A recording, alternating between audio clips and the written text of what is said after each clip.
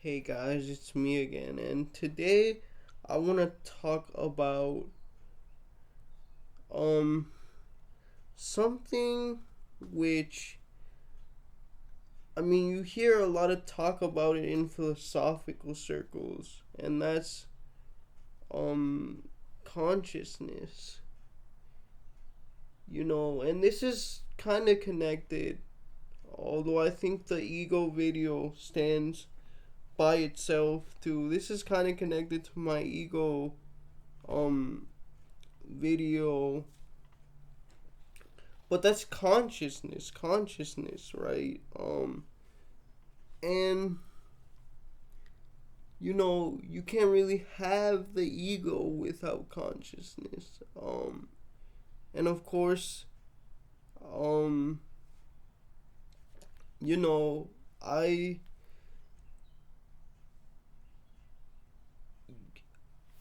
consciousness is what allows us to form ourselves.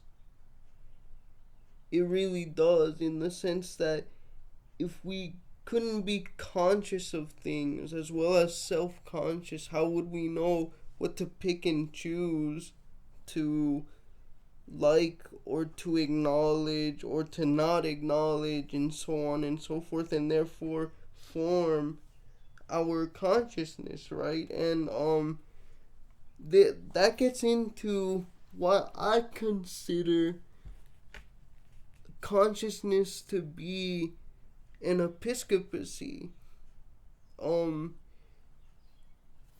or at least a useful metaphor for trying to explain it and its problems.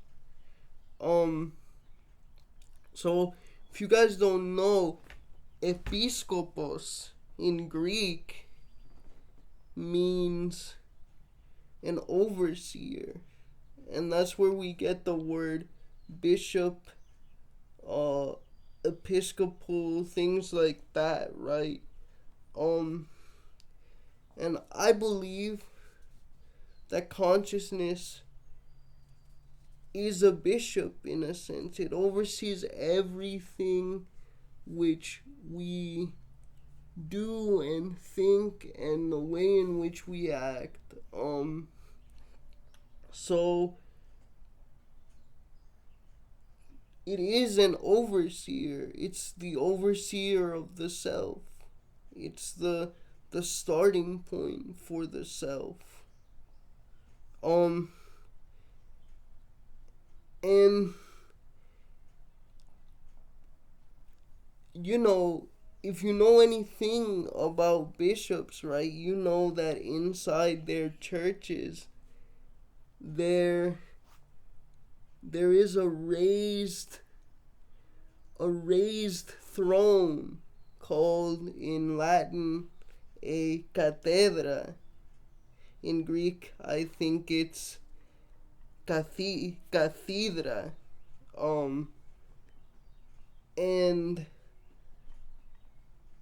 anyway, yeah, and so the bishop, the overseer, is raised above the ground, the platform. That represents his position within the entire diocese.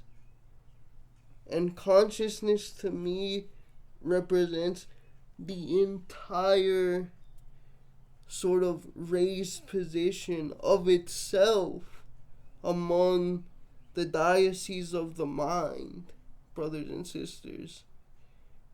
And here's why I think that's such a useful metaphor, because usually there's no one above the bishop. Especially with, for example, the Bishop of Rome or the Pope. I'm a Westerner, right? Supposedly, the four other bishops of patriarch of the traditional sees of the churches in Alexandria, in Jerusalem, in etc.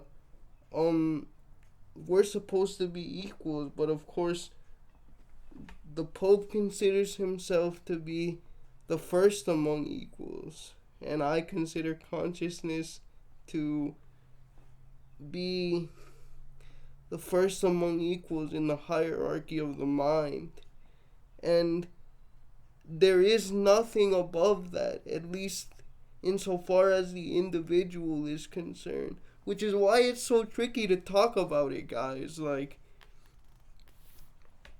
I mean, right? Like, how could you talk about something which is the starting point of your own thinking, literally? Like that's impossible, bro. That's impossible. And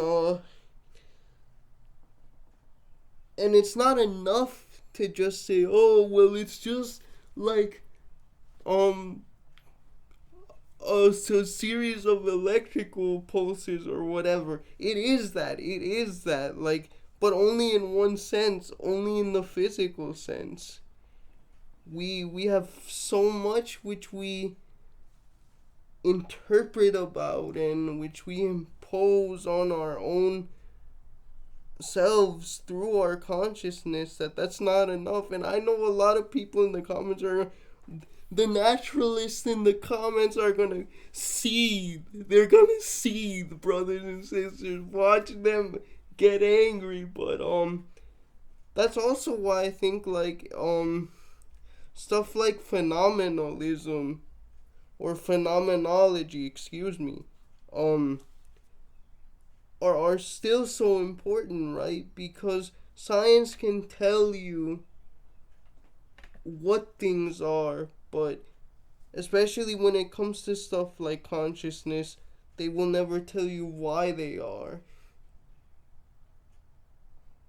Or at least if they do, like as so often happens with evolution, not to the level which satisfies us. Now, you may find that a useless endeavor, that's fine, but that it still remains an open question for, the thinking ape is, I mean, that can't be denied. Anyway, let me know what you guys think about consciousness and the episcopacy of consciousness, as I like to put it. Alright, bye.